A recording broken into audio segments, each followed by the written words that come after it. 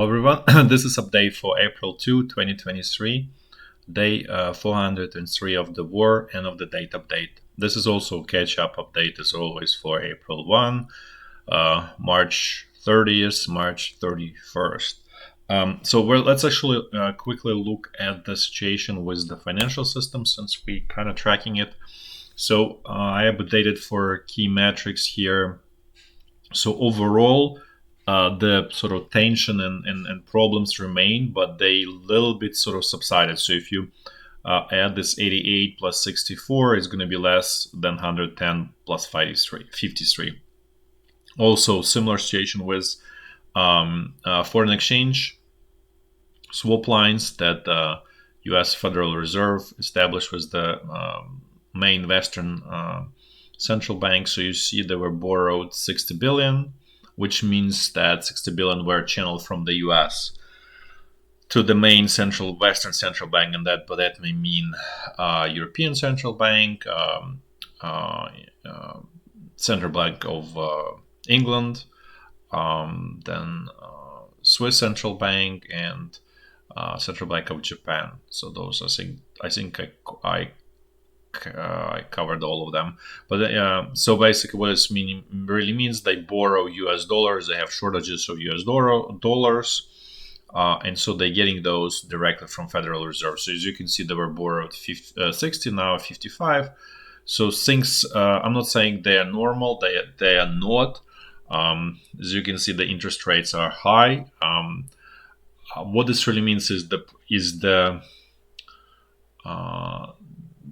problem is sort of contained for now. It doesn't mean that this is solved, and for now it's sort of contained, but also could mean that this is normal sort of progression of the disease, where you have the initial jump, then there is another build up to another jump. Essentially, that's more likely what it looks like. Also, as you can see, the interest rates were they actually subsided quite a bit in March 21st, 4.38. Now they essentially jumped back to almost as high as they were on March 22nd, 488, now 485. So not everything looks great. There's definitely problems are still there. There's just no active inflammation, if I sort of use medical terms for what's going on there. But sort of there's a burning under the hood. Whether it's really, as I said before, the only solution is to reduce interest rates. And as we all know, interest rates are going up, has been increased over past 2 weeks by all European Central Bank, U.S. Central Bank called Federal Reserve, but really it's a central U.S. Central Bank. So as long as the interest rates remain at those levels, the banking system is not going to be sound, and will not, just basically it makes banking system bankrupt and money losing business. And so because they lend at very money at very low interest rates in 2020, 2021, and so on. So now let's talk about general strategic topics. So over this time, there was very interesting that Belarus president, which is a country above Ukraine up north, which is essentially extension of Russia. For all intents and purposes, it's not independent country. It's just puppet regime that's essentially is being kept because there is more presence on the it allows sort of more room for maneuver, basically. That's why. But in any case, so the Belarus president was calling for immediate ceasefire, just stop where you are and let's just start negotiations. This is what this really means, is that Russian side is trying to test if there is willingness on the Ukrainian side to have just ceasefire. This is not a solution, obviously, but it's essentially a test how exhausted Ukrainian side, and if it's willing to simply accept the status quo and just and have ceasefire, similar to how it was in 2014, and how it was from 2014 essentially till 2022. This was essentially ceasefire. Well, I would say technically it was from February of 2015, but for all intents and purposes, since 2014, there was essentially ceasefire that didn't lead, as we all know, to anything. It just it sort of there was another sort of escalation in, as we all know, in 2022. In any case, that sort of idea proposal by Belarus president obviously doesn't have reception in Ukraine. And then after not hearing anything from Ukraine, Russian side sort of rolled it back and just said, well, we'll continue our war as planned. In the meanwhile, Russian president also approved new foreign policy for Russia. There's essentially the point of that is that Russia is going to be, the strategic partners are China and India, which everyone who is watching this channel, there's no surprise there. The main sort of enemy is being U.S. This is for those who think that in the West, and especially in the U.S., who think that this is just between Ukraine and Russia. Is absolutely not between Ukraine and Russia. It's and Russia openly calls it this is war between U.S. and Russia, right, on Ukrainian territory. This is how sort of Russia views it, and so it's very myopic, I guess, to kind of close your eyes and say, well, this is all about Ukraine. This is obviously for Ukraine, from Ukraine perspective, it's all about Ukraine. There's no question about it. But every part of the conflict has its own perspective, and from Russian perspective, it's all about it's war between U.S. And Russia. There is also a very clear statement that Russia is planning to undermine wherever it can U.S. influence in the world actively. So that's just and then there is another interesting point from Russian perspective is that they have right to do whatever is necessary in the neighboring countries to prevent or disrupt or establishment of the enemy military infrastructure, which obviously means NATO as a whole. And this really also means that it's not limited just to Ukraine, as you can imagine, because there is Baltic states. Effectively, Poland is bordering Russia through Belarus. I mentioned this before, that Belarus, there is also Kaliningrad region, but that one is really essentially locked. But Belarus is really the main sort of window to Poland from Russian perspective, and also Finland, which has become member of NATO. And this is directly contradicts Russian foreign policy, as it was accepted by Russian president. Then also interesting point that Russian foreign policy now accepts preventative, preemptive, I guess, use of power. Usually in the past, especially in a Soviet, from a Soviet sort of perspective, it's always was just reaction to initial attack. So it was never preemptive use of power, and Soviet Union always used that as to contrast itself as, let's say, with the NATO, where it could be preemptive and so on. And so this is sort of move forward from in Russian sort of perspective, because Russia is coming from Soviet Union, where it was always reactive, and so now it switched to preemptive.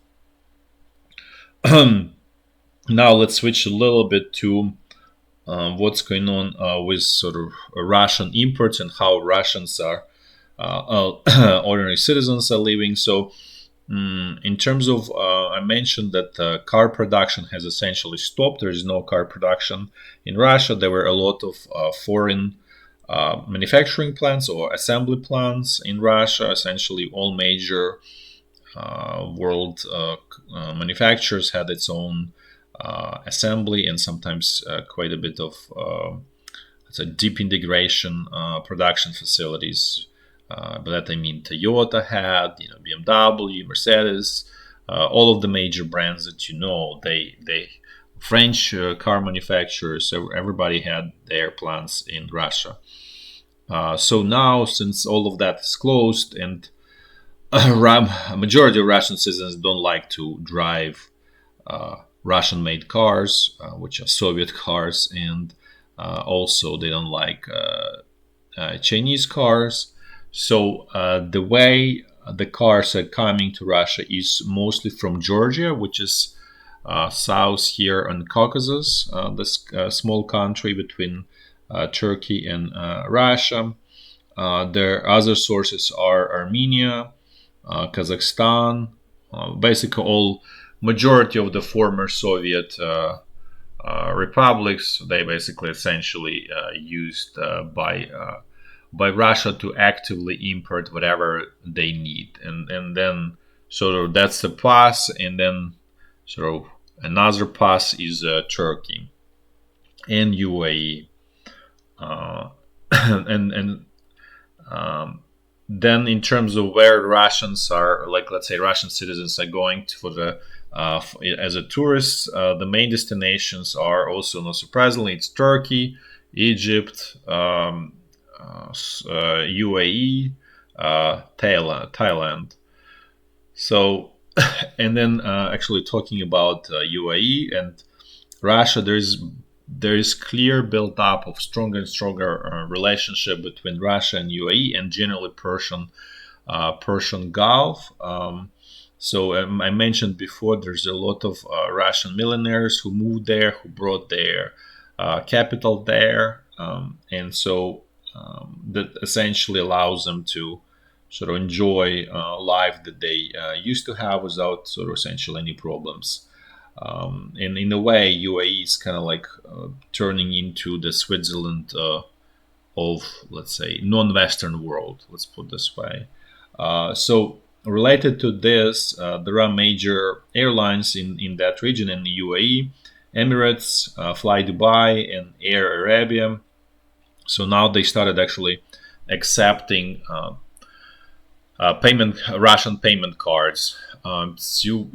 I didn't mention much about it, but Russian citizens having a lot of problems using payment cards because essentially they being blocked around the world. So it's really hard to buy anything, or if you travel, you have to have cash and so on. So it's a lot of problems because of the sanctions. And when major airlines in UAE started accepting those payment cards, that's a big breakthrough for Russia, which again shows developing more and more closer ties, and those ties extend not like into the energy sector as well. So you probably heard that OPEC plus, or which means plus Russia, is cutting its production till the end of the year, and the total cut is about 1.65 million barrels per day.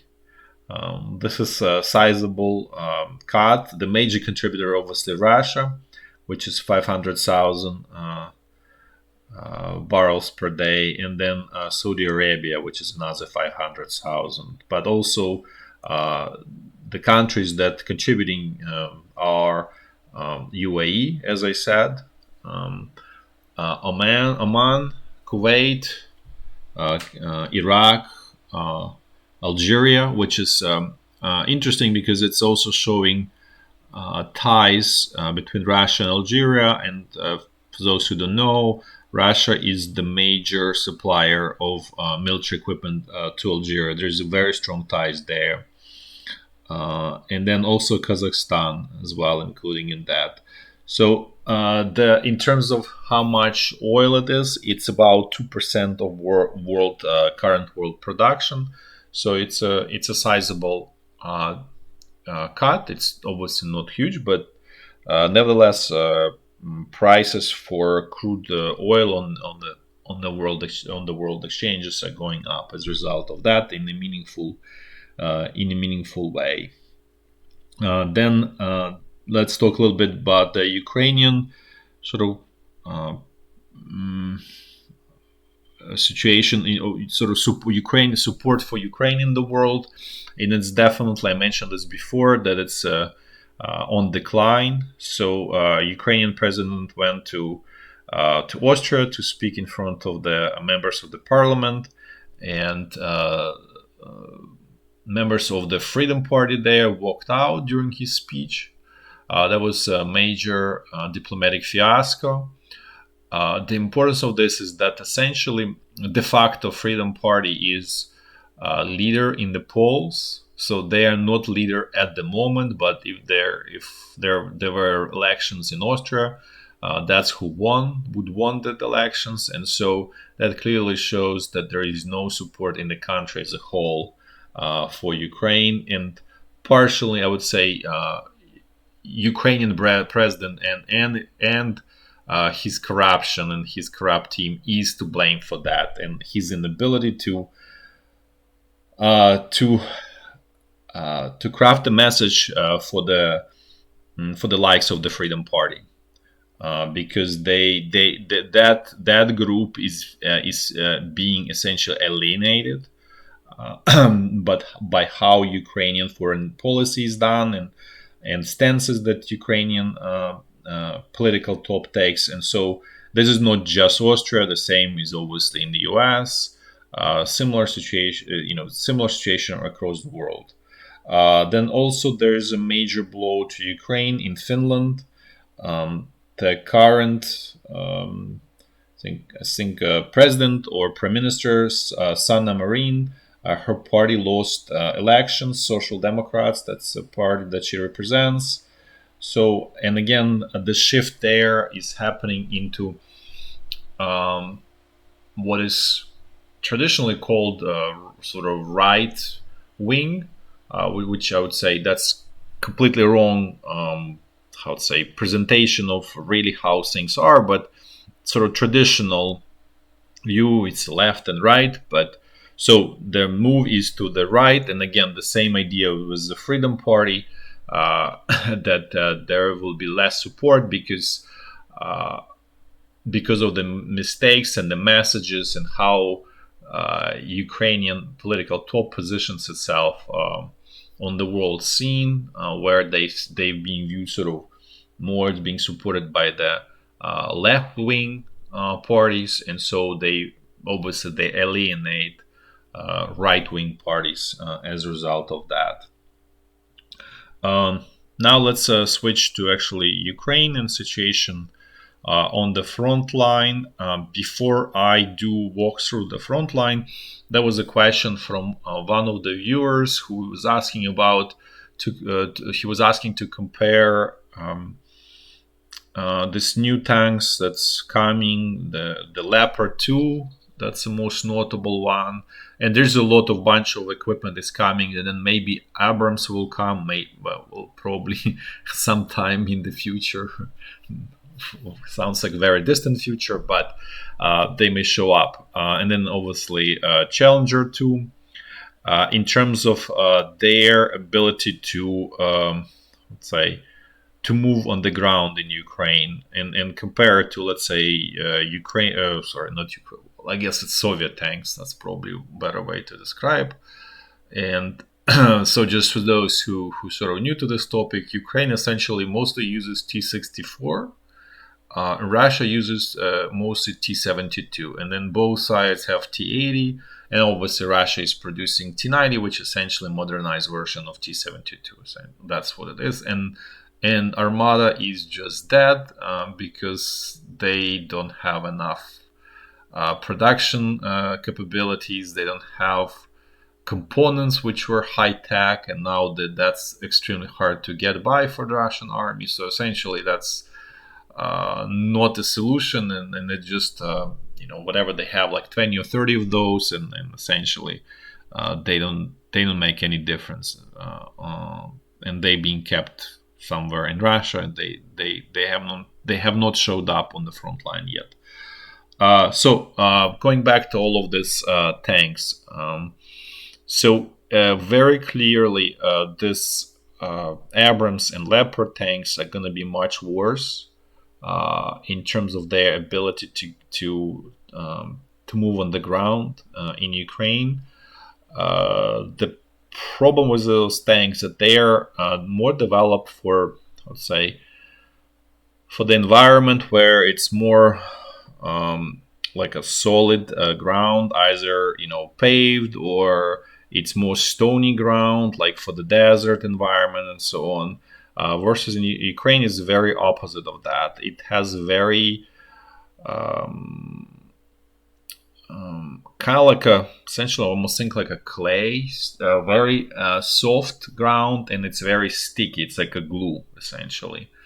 And this sort of negative side of it is only during those sort of like rainy season or the winter, or like when the snow melts. So when that happens, it's essentially not traversable. Everything is getting stuck, and it's nearly impossible to move outside of the main roads, because you're just getting stuck. The best actually in this from in terms of its movability is Soviet-made MTLB. That piece of equipment is actually probably the best in terms of its ability to move on the soft ground in Ukraine, and probably in the former Soviet Union. It's really excellent piece of equipment for the local environment. Obviously, it's not a tank. It's extremely lightly armored. It's essentially it's definitely not something that should be on the front line. But in terms of sort of like as example of what is the right piece of equipment, that would be MTLB. But going back to to the Abrams and Leopard, they're extremely heavy. They're much heavier than Soviet tanks. They are somewhere between 55 and 65 metric tons when fully loaded. Also, depending on the version, the newer ones are even more heavier. So the pressure on the ground is very high. I think I believe for Abrams it's about like 1 kilogram per square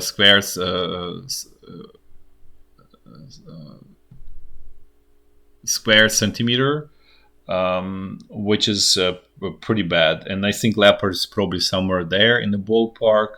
And for T64, T72, it's roughly around like 800 grams per square centimeter. So as you can see, they are definitely much better even from that perspective. And then you add on top of that the track is steel, and so for the T64, T7, basically Soviet tanks, and for Abrams and for Leopard, it's also padded with rubber, so it also makes it even sort of more difficult. So as a result, they definitely going to be much worse. The sort of saving grace is then they're going to be entering the battlefield in a time when it dries up, it's summer, so the ground is fine. There shouldn't be a big problem there. But otherwise, there's definitely big concern about those tanks. And Challenger, I forgot to mention Challenger. This Challenger in the same boat essentially. And I would say and when I made a video a long time ago. I mentioned that even the T64, T72, T80, they're actually much worse than relative to, like, let's say T34, which was pretty good in terms of its ability to deal with the local conditions. So all of the Soviet tanks, they by themselves also already kind of like downgraded in terms of engineering. So you can imagine then the this Western tanks are even worse than already kind of like not perfect Soviet tanks. So they probably will get stuck quite a bit. We'll see what happens. But that's probably more conversation for October, November timeframe. But for now, it should be that should be okay. And in terms of actually interesting observation that about the winter, we are out of the winter, but um, uh, there was a lot of discussion about whether and this going back to World War II, whether the mm, basically wheels in German trucks would freeze with the mud in them, like overnight when it's in the winter when it's cold and so on. So that is actually true, I would say. And the reason I'm saying that is because the same is happening actually with all of the Soviet tanks and uh, with uh, with the Western armored fighting vehicles. They all getting stuck. They frozen literally in the ground, and so this is happening. This is a real problem. The in terms of actually ability to sort of which one is less sort of problematic in this perspective. Again, T64 stands out again. Reason that it's better, let's say, relative to T72 is because its wheels are there is no rubber on them. If you look at them, if you pay attention, they essentially kind of like very narrow where they touch the tracks. So they essentially kind of like work like a knives that cuts through the mud and essentially push it away. Versus if you compare to T72, it's very wide surface that touches, and it's rubbered, very wide and rubbered surface that touches um, the the tracks. And so when mud gets there, then you can lose entire track, and you really and you sort of more susceptible to being frozen with all of that mud and stuck. So um, just general observation that T64 actually stands out among Soviet tanks in its ability to deal with difficult terrain. It's still definitely worse than, let's say, T34, but relative to T72, it's better. Let's put this way, and because Abrams and Challenger and Leopard, they more made like T72, so they also not perfect for these conditions. And then another point, another sort of final uh, point on all of this wheeled vehicles that Ukraine gets are absolutely inadequate for the local conditions, for the terrain in terms of the soil. Soil, as I said, is very like a clay, and it just sucks everything in, and it's kind of like a gluey, and so anything that's wheeled base is uh, has a significant competitive disadvantage relative to tracked vehicles, and for that, because you essentially limited to the roads, and then it's really if you have UAVs and artillery, it's much easier to target you if you're just using roads, and even to detect you if you're on the roads, right? If you cannot really use off roads, just fields and so on. So all of these wheeled vehicles, including the howitzers and everything, it's really wrong and bad idea in terms of engineering, in terms of what is really needed on the front line. So after this discussion and all of this about about the equipment. Let's actually move to the front line. I'm gonna walk through the front line in a clockwise fashion, starting from the north. So the situation along the state border is more or less the same, somewhat subsided, but still pretty intense. Now let's jump to the North Lugansk front line. Things here are somewhat quiet. There's no large action by either side, so things here, let's say, on pause for now. Now let's move to the North Donbass front line.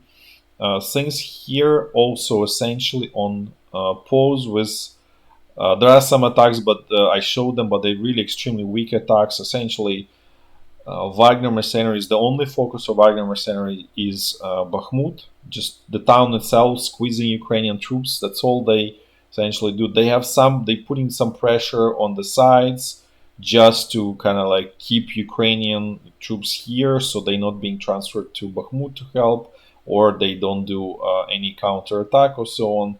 But what happens with Wagner mercenaries is again confirming what I said before. They are extremely exhausted, and uh, the front of the attacks is becoming narrower, narrower, narrower, getting almost to the point of a needle because they don't have resources to attack on the wide front. So they shrinking, shrinking, shrinking it. They did manage. On this April 2nd to capture the center of the town, Bahmut. So we can probably technically say that they control majority of the town with the core of it, with the center. They still didn't capture the western part, outskirts of the town. So they cannot also claim clean victory, but it's essentially majority of the town in now truly in their control. Uh, at the same time, it's very clear that Wagner mercenaries are sort of like this is their last. They just want to sort of finish on a good note and get out. That's just in essence what's really happening there. I'm not even sure that they will be willing to squeeze Ukrainian troops from the western part of the town, or let's say if they have resources or strength to do that. At the same time, almost the head of the Wagner mercenaries is almost openly stating that he's very concerned about the flanks, that there could be counteroffensive from the flanks, and that could put the Wagner mercenaries in the pocket. This is where it looks so essentially. This is from March 15. I didn't even update, but essentially all of this area east of the railroad, majority of it is now under control of Wagner mercenaries. So this is, Ukrainian side is essentially west of the railroad. So that's where kind of like that's their achievement, I guess, for all of this time. So this is just a quick look at it, and this is in terms of so just showing the update that they Wagner mercenaries captured the core of the town. At the same time, it remains to be seen if Ukrainian side is even capable of doing any counteroffensive here, because it's not very easy. You really need to be skilled because of the shape of the front line, the Russian forces here. You really need to do deep penetration to really to do major blow. Otherwise, you're just gonna get bogged down. Nothing will like. Let's say if Ukrainian side decides to attack here towards Bakhmut, it's more likely than not that it will not lead to any success. And their southern part is actually protected by this freshwater channel, so it's also almost impossible. So in a way, situation is not that bad for Wagner mercenaries for now. We'll see. And as I said, they probably will withdraw from the front line because simply not enough troops there to continue their sort of how they operate. They it's already on the flanks. they being replaced by their regular Russian units. Don't know the sort of names and of those units, but essentially all these flanks here are manned by regular Russian units at this point, and they holding um, this salient here and this area as well, the most southern, but most of them are concentrated in Bahmut on squeezing Ukrainian troops out of there. There also forgot to mention. So I said before that Ukrainian president decided that there will be no offensive because there's not enough equipment. So now he flipped a couple days ago, or actually, Minister of Defense, who, if you remember, was saying that UAVs are only good, tactical UAVs are only good for, videotaping weddings. That's his level of understanding, and he was caught in corruption scandals and so on. So now he flipped, and he officially stated that Ukraine plans to do offensive, and again, the flip flop back and forth there never stopped. So objectively, Ukrainian side does not have enough equipment to have successful offensive. Not This is sort of integrative assessment because of the skills and the organization of Ukrainian army. Not so much about equipment. There's probably enough equipment, especially artillery. Artillery is Ukraine has clear advantage there in long distance precision artillery. Again, there is still problem with this equivalent of Orlan 10, and by the way, there is also Orlan 30, which is very deadly for Ukrainian troops. It's basically what it is. It has a laser beam that highlights targets, high value targets on Ukrainian side, and then Russian artillery has shells, laser guided shells, and so they always super precise, and so they destroy many valuable military targets on Ukrainian side, and especially all of these valuable howitzers. That's one of the major tools of counter battery fire that Russian side is using. So as you can see, Russia is not sort of sitting idle. They also trying to use technology to the best they can. This is obviously very old technology. This shell was developed in the 80s by Soviet Union, so essentially there is nothing that Russia really made, but they still able to use effectively old Soviet technology, and with the addition of Orlan 30, that makes it very deadly, let's put this way. And there's quite a bit of destruction of high value equipment that Ukraine has because of this situation. But going back to Ukrainian offensive, the skills are not there. Organizational, especially at Ukrainian military top, it's just not adequate to lead or to drive to run such offensive with the number of equipment Ukraine has at this point. There might be some initial successes, but eventually, probably, Russia managed to sort of, how to say, to plug the holes, let's put this way. Or they may sort of retreat a little bit, but it's not going to be a decisive victory. Just simply, in the current state of where Ukrainian army is, it needs much more Western equipment, needs to have much stronger technical advantage over the Russian side. And at the same time, the message from the West is very clear. What you got right now, you have one shot, and we don't have enough equipment for the second shot or third shot or whatever. So Ukraine is also in a difficult situation in this respect, because essentially the message is very clear. As I said, there is no another shot. At the same time, Ukrainian army is not organizationally is not in the right shape to effectively use that equipment.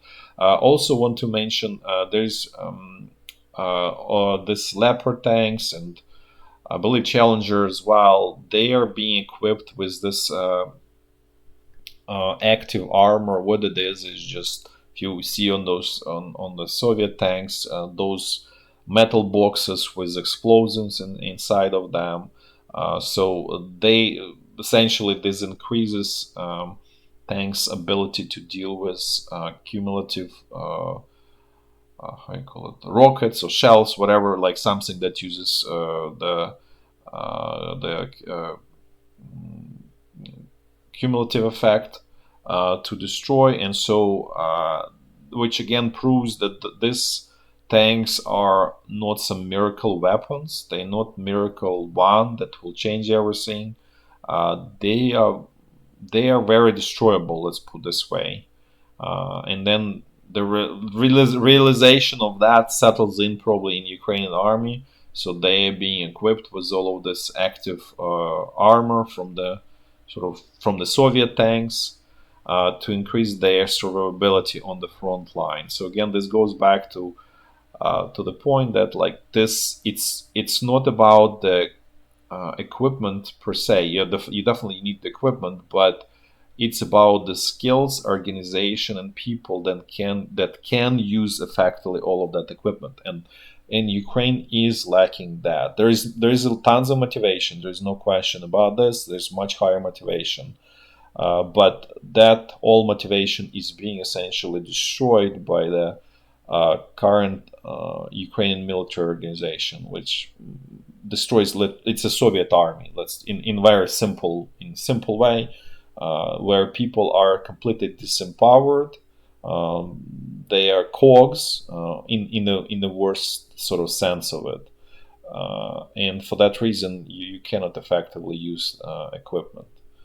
Now let's, since I had such a, I would say, sidetracked, was so sidetracked, but hopefully it's helpful to understand what's going on. Now let's keep going. Let's look what's going on the central Donbass front line. Things here are more or less the same. Russian side continues these attacks in these three major areas. Vladar, for now, is quiet after the major losses there, which is no surprise. However, for now, there are no major advances of the Russian side here. This is from March 24. Essentially, the situation remains the same around Avdiivka, which is the most dangerous area for Ukraine here on the central Donbass front line. But for now, situation here is stable. That's definitely not anything that used to be near Bahmut. And Bahmut is essentially stable at this point as well. Now let's finish with the Zaporizhya front line. Things here are quiet for now. Remains to be seen if Ukrainian side wants to use this as a main theater of operation for the offensive. But this is the area where there would be the results would be the greatest. At the same time, Russian side is also obviously very aware of this, and so remains to be seen what's going to happen here. That's it for the day. Thanks for watching. Until next time. Bye bye.